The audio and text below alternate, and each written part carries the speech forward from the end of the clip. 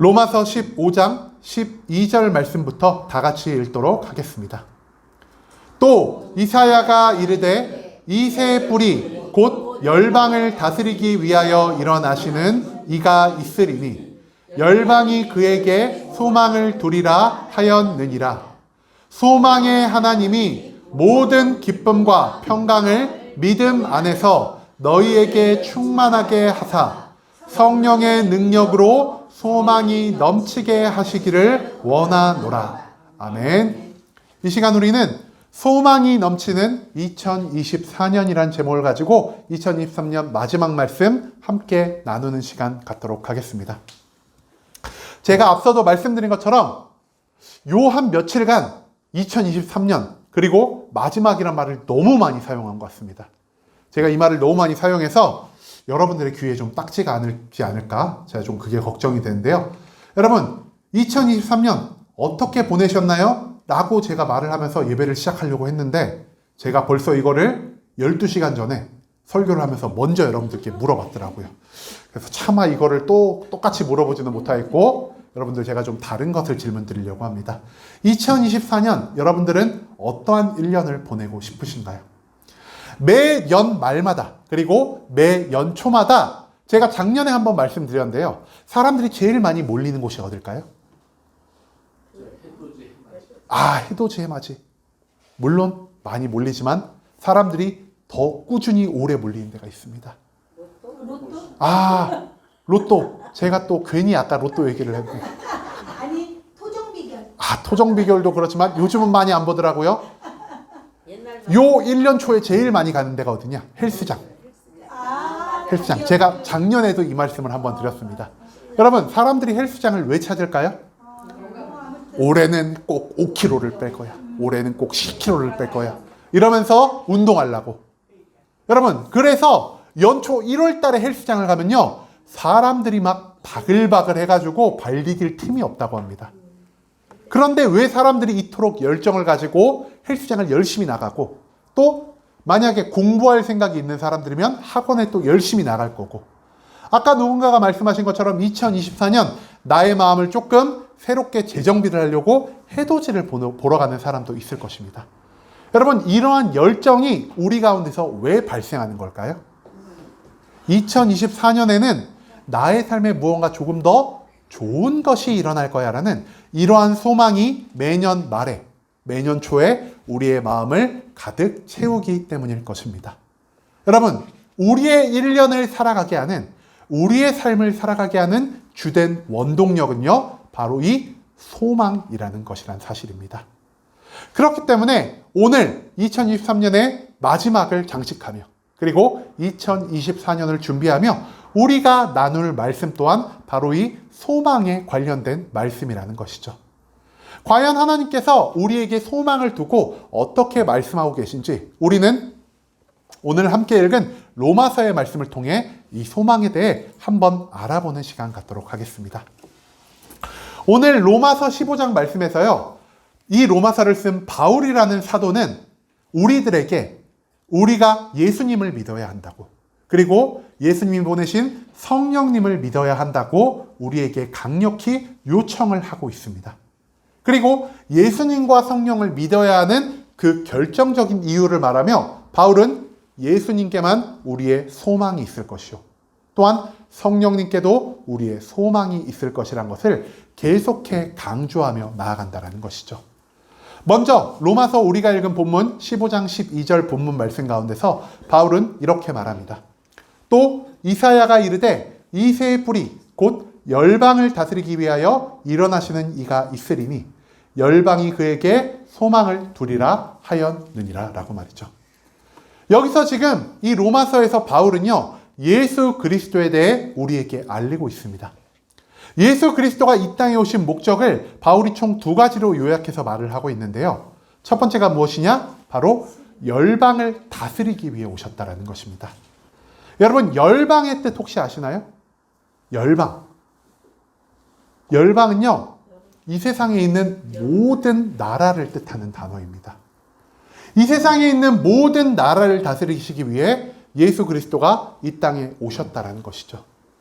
예수님은 분명 이스라엘 민족으로 유대인 가운데서 태어나셨지만 유대인의 왕으로 이스라엘 민족의 왕으로 이 땅에 오신 것은 아니십니다.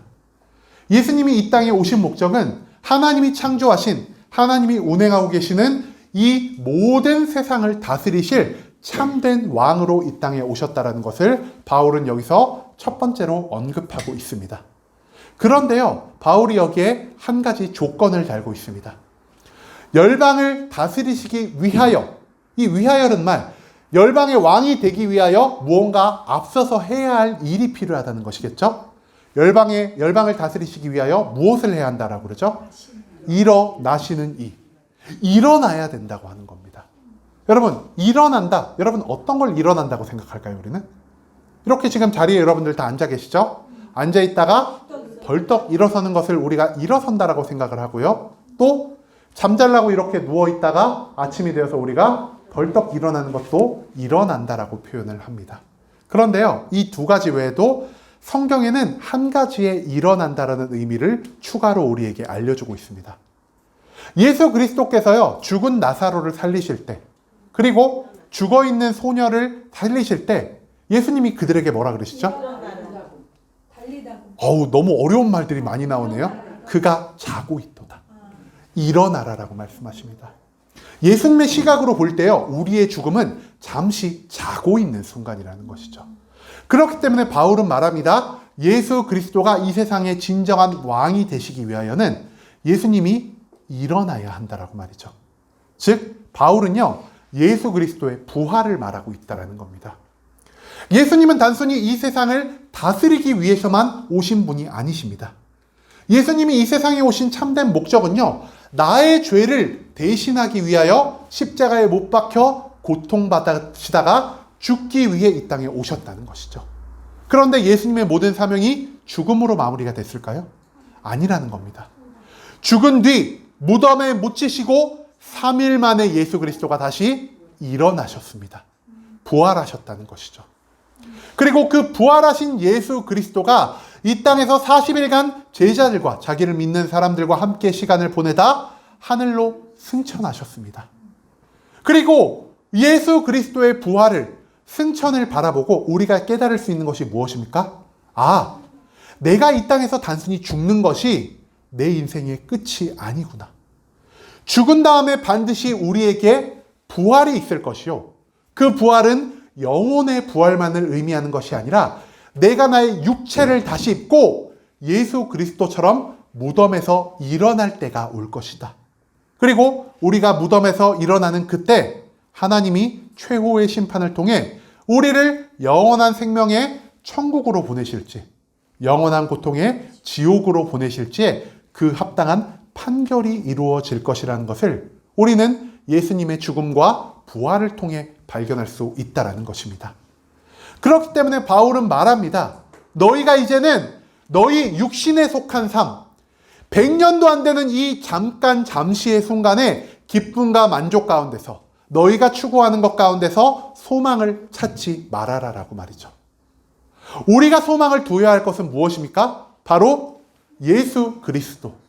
죽음에서 부활하신 그 예수 그리스도를 보며 우리가 영원한 하나님의 나라에 소망을 둘 것을 바울은 우리에게 요청하고 있다는 것입니다. 예수 그리스도가 죽었기 때문에 우리 또한 예수 그리스도의 죽음으로 인해 함께 죽게 될 것이요. 예수 그리스도가 부활하셨기 때문에 우리 또한 예수 그리스도가 육체를 입고 부활하신 것처럼 마지막 날 부활할 것이고, 우리가 나의 삶 가운데 예수 그리스도를 믿는 이 믿음을, 이 소망을 온전히 가지고 살아갈 때 나는 최후의 심판을 통해 영원한 하늘나라, 기쁨과 희락과 화평과 의가 충만한 그 하늘나라에 가게 될 것이라는 사실에 우리가 소망을 두고 살아가길 원한다라는 것을 바울은 지금 우리에게 알려주고 있다는 것입니다. 그런데요, 여기서 문제가 하나 생깁니다.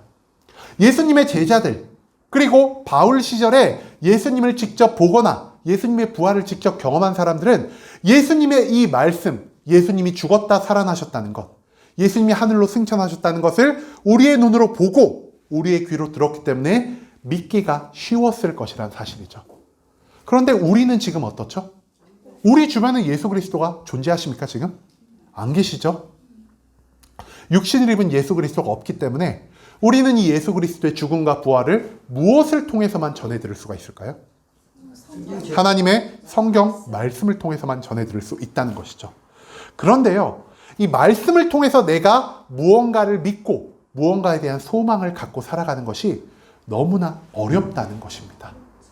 그렇기 때문에 예수 그리스도에게만 소망을 두라고 말한 이 바울은요, 이 다음 말씀에 무엇을 또 말하고 있냐? 13절 말씀에서 바울은 이렇게 말합니다.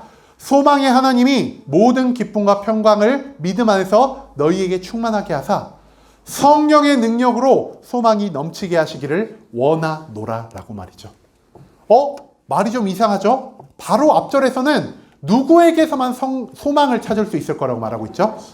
예수 그리스도 안에서만 우리가 소망을 찾을 수 있을 것 같이 말해놓고선 한 절이 지나가기 전에 갑자기 또 누구 안에서 소망을 찾아라 그러죠? 성령의 능력으로 소망이 넘치게 하라. 말이 순식간에 바뀌지 않았습니까?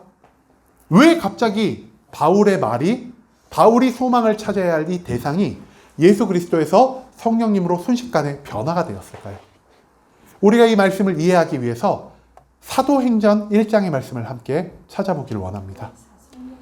사도행전 1장 4절에서 5절 말씀 가운데서 예수 그리스도는 자신의 제자들, 자신을 추종하는 자들 가운데서 하늘로 승천하시기 전에 이런 말씀을 남기십니다.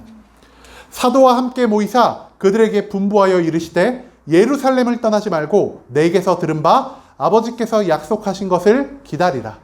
요한은 물로 세례를 베풀었으나 너희는 몇 날이 못되어 성령으로 세례를 받으리라 하셨느니라.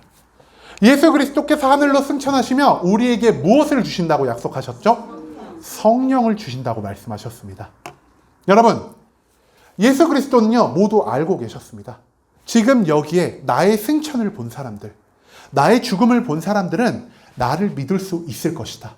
그들이 보고, 그들이 듣고, 그들이 경험한 것이 있기 때문에. 하지만 나의 죽음을 보지 못하고, 나의 부활을 보지 못하고, 나의 승천을 보지 못한 그들이 어찌 이 하나님의 말씀만을 가지고 내 안에서 소망을 찾을 수 있겠는가라는 것을 예수 그리스도도 아셨을 것입니다.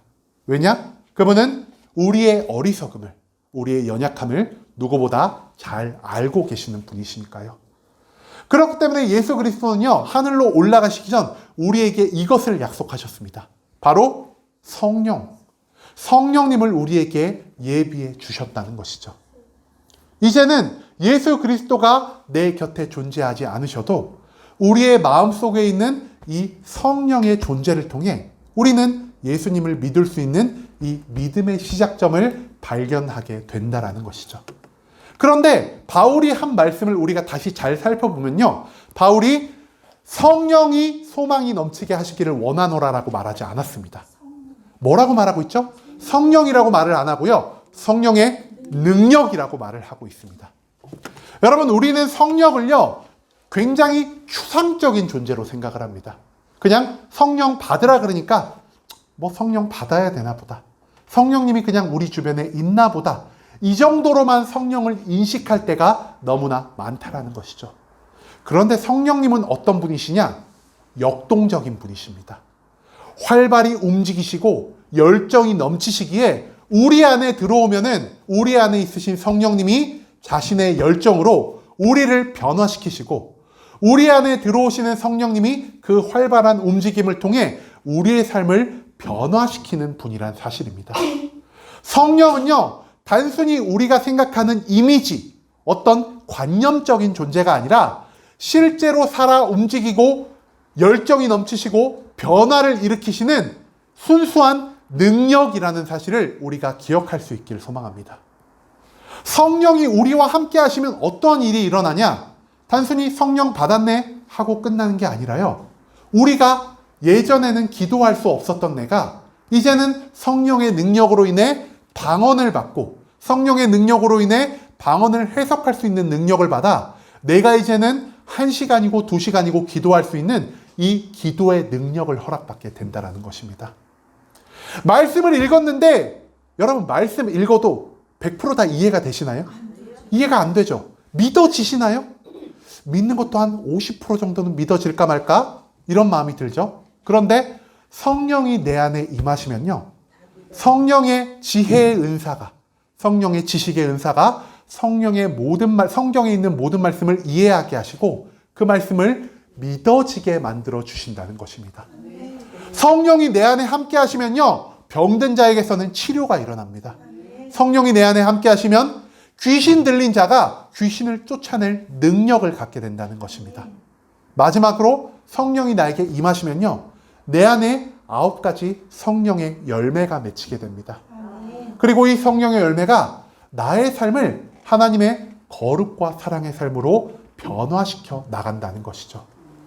성령이 나에게 충만하시다는 것은 단순히 내가 저 앞에선 전도사가 성령 받으라 그러니까 성령 받아야겠다라고 끝나는 것이 아니라 내가 성령을 받으면요.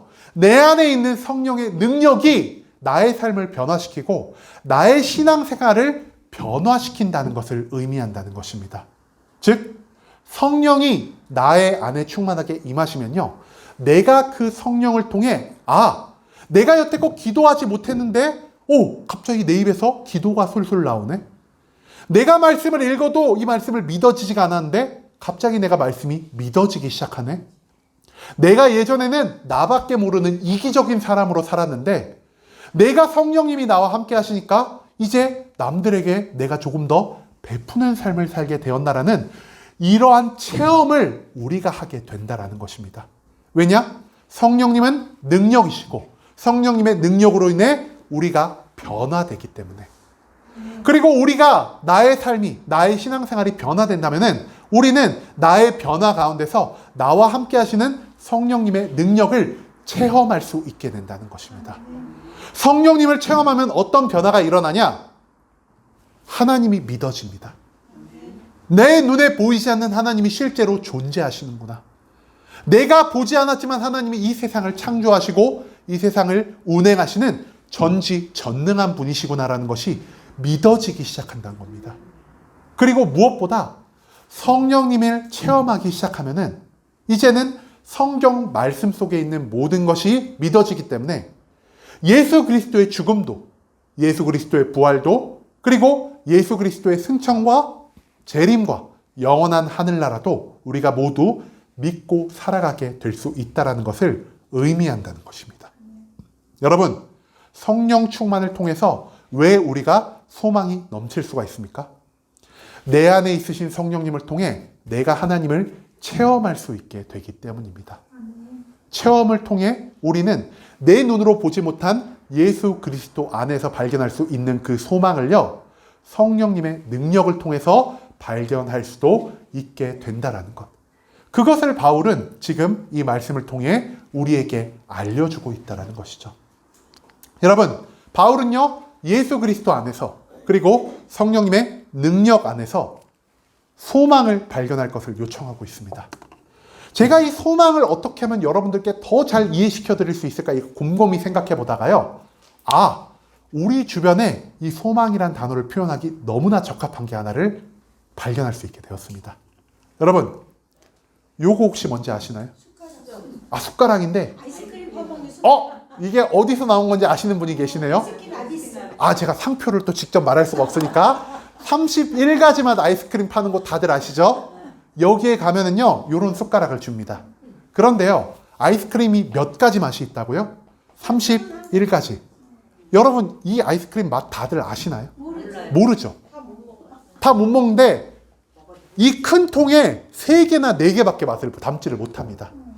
그러면은 우리가 아이스크림을 담을 때 맛을 모르면요, 진짜 큰 모험을 해야 하지 않겠습니까? 이게 고르기가 싫어가지고 이 31가지 맛 아이스크림 집에 안 가는 분도 있으시다 그럽니다. 그래가지고 이 31가지 아이스크림 집이 지혜를 짜냅니다. 뭐가 있냐? 맛보기가 있다는 것이죠. 이 스푼이요, 아이스크림을 퍼먹는 스푼이 아니라 맛보기 스푼입니다. 우리가 거기 종업원분한테 가가지고요, 가령 예를 들어서 엄마는 외계인이라는 아이스크림이 있거든요. 이름도 이상하죠 벌써. 이 엄마는 외계인이 왜 1등이지? 어떤 맛이니 궁금한데? 해가지고 저기요, 요거 맛 좀 볼게요 하면요, 요 숟가락에 조금 딱 떠가지고 우리가 맛을 볼 수가 있게 해줍니다. 이제부터 알아가셨으니까 자주 이용하시기 바랍니다. 맛보기에는 횟수에 제한도 없습니다. 네, 2가지든 3가지든 4가지든 마음껏 맛보시길 소망합니다. 여러분들, 이 맛보기 스푼으로 내가 어떤 아이스크림을 딱 먹었을 때 이게 맛있으면 어떻게 하겠습니까? 이 아이스크림 사 먹지 않겠습니까? 여러분, 소망이요, 이 아이스크림 맛보기 스푼의 역할을 한다는 것입니다. 우리의 눈에 천국이 보이지 않죠? 우리의 눈에 예수 그리스도가 보이지 않습니다. 여러분, 근데 사람은요, 보이지 않는 것, 경험하지 않는 것을 소망하며 살아가지 못한다는 것이죠. 100만 원을 벌어본 사람은요, 1000만 원과 1억에 대한 소망이 생길 수 있지만 한평생 돈이란 것을 벌어보지 못한 사람, 돈을 알지 못하는 사람은 100만 원이 뭐든 1000만 원이건 1억이 뭐든 전혀 소망을 갖지 못하는 삶을 살 수밖에 없다라는 것입니다. 내가 무언가 조금이라도 경험해 본 것, 내가 조금이라도 맛본 것에서만 우리는 참된 소망을 찾을 수 있다는 것이죠. 또 한 가지 예를 들어드리겠습니다. 제가 만약에 제주도를 갔다 왔다고 생각을 해봅시다. 제가 제주도에서 엄청난 식당을 발견을 했습니다. 제가 먹어본 음식 가운데 30몇 년 동안 살아오면서 이 식당보다 맛있는 데를 발견하지를 못합니다. 가격도요, 10,000원도 안 해요. 너무 쌉니다. 근데 양도요, 이따만한 그릇에 가득 담아줍니다. 제가 이거를 먹고 와가지고 여러분들한테 딱 떠서, 여러분 광고하는 거 아닙니다. 제가 제주도에 가서 땡땡땡 음식점에 갔다 왔는데 너무 맛있고 너무 싸고 양도 너무 많이 주는데 여러분 다음 주에 꼭 갔다 오십시오. 이렇게 말을 한다고 쳐봅시다. 여러분들, 여기서 제 말을 100% 믿을 사람 몇 분이나 계실까요? 손 한번 들어보실까요? 제가 좀 인망이 있게 살아왔나 봅니다. 그런데요, 저를 전혀 모르는 사람이 이 말을 들으면요, 이걸 들었을 때 뭐라고 생각할까요? 돈 받았네. 저 사람 말을 어떻게 믿어? 또 제 친구들 중에 몇몇은 이렇게 말할 수도 있습니다. 에이, 저 형은 뭐 먹은 거 다 맛있다 그러는데. 저 형 입에 맛없는 게 어디 있겠어 이러면서요, 도무지 제 말을 믿어주지가 않는다는 겁니다. 그런데요, 만약에 제가 거기서 음식을 먹고 왔을 뿐 아니라 따끈따끈한 음식을 막 포장을 해와가지고 여러분들한테 딱 해서 한 입씩 먹여드렸다고 생각을 해봅시다. 여러분이 딱 먹었는데 이건 상상도 못할 맛이 나는 겁니다. 그러면은 여러분들 제주도까지 비행기를 타고 가셔야 하는데 가시겠습니까? 이 음식이 너무 맛있고 도저히 내가 이때가 아니면은 이거를 못 먹을 거라고 생각을 하면은 꼭 가지 않겠습니까? 그리고 여기서 1시간이고 2시간이고 줄을 서야 한데도 줄을 서겠죠? 왜냐? 내가 맛본 것이 너무 맛있어서 내가 배가 터질 때까지 이것을 마음껏 즐기고 싶은 마음이 있으니까요. 성령의 능력이 무엇이냐? 바로 이 맛보기 스푼이란 것입니다. 성령의 능력을 경험한 자만이 천국을 소망할 수 있습니다. 하나님에 대한 이 성령 충만의 경험이 없는 자는 말씀을 통해서만 천국을 바라보기가 너무나 어렵다라는 것이죠. 그렇기 때문에 바울은 말합니다. 너희가 이 성령님이라는 맛보기 스푼, 너희들의 소망을 잘 이용하여 영원한 하나님의 나라에 대한, 예수 그리스도에 대한 소망을 가지라라고 말이죠. 예수 그리스도는요, 이 천국이란 맛집을 우리에게 소개시켜 주신 분이십니다. 그런데 제자들은요, 예수 그리스도를 직접 경험한 사람들이죠. 아까도 여기서 제 말 믿으실 분 하니까 3분의 2가 손을 번쩍 들어오셔서 제가 마음에 좀 감동이 왔는데요. 예수 그리스도의 제자들도요, 예수님을 많이 아는 사람들이니까 예수님이 무슨 말을 하셔도 그 말에 희망을, 그 말에 소망을 가질 수 있었을 겁니다. 그런데 우리는 어떻죠? 예수님을 직접 눈으로 보거나 경험하지 못한 사람들입니다.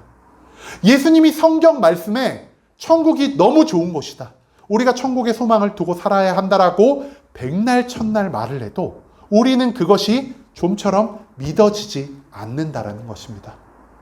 그렇기 때문에 예수 그리스도는 성령님을 우리에게 보내주시기로 약속하셨습니다. 내 안에서 활동하시는 성령의 능력이 살아계신 하나님을, 전지전능한 하나님을 내가 믿을 수 있도록 나에게 소망을 불어넣어 주실 것이요, 내 안에 있는 성령님의 능력, 나의 삶을, 나의 신앙생활을 변화시키는 이 성령님의 능력이 성경 말씀에 적혀 있는 예수 그리스도의 죽음과 부활, 그리고 최후의 심판날을 믿게 만들어주는 맛보기 스푼의 소망이 되실 것이라는 사실을 예수 그리스도는 우리에게 지금 알려주고 있다는 것입니다. 네. 우리는 예수님을 보지 못한 자입니다. 하지만 예수님을 보지 못하더라도 우리는 예수님이 약속하신 성령의 능력을 경험할 수 있는 자들입니다. 여러분, 2024년에는 우리 모두가 성령의 능력을 체험하며 살아갈 수 있기를 소망합니다. 나의 신앙생활이 변화되고 나의 삶이 변화되며 이제는 내가 성령님의 능력을 통해 하나님 나라를 맛볼 수 있는 이 맛보기 스푼의 기회를 온전히 얻을 수 있기를 소망합니다. 오직 성령의 능력을 통해서만 나의 삶이 변화될 수 있습니다. 오직 성령의 능력을 통해서만 나의 신앙생활이 변화될 수 있고요. 오직 성령의 능력을 통해서만 내가 하나님의 영원한 하늘나라에 소망을 두고 살아갈 수 있다는 것을 기억하며 이제는 여기 앉아 계신 모든 성도님들이 성령의 능력으로 2024년의 한 해를 온전히 보낼 수 있는 그런 성도님들이 될 수 있기를 간절한 마음으로 소망하겠습니다.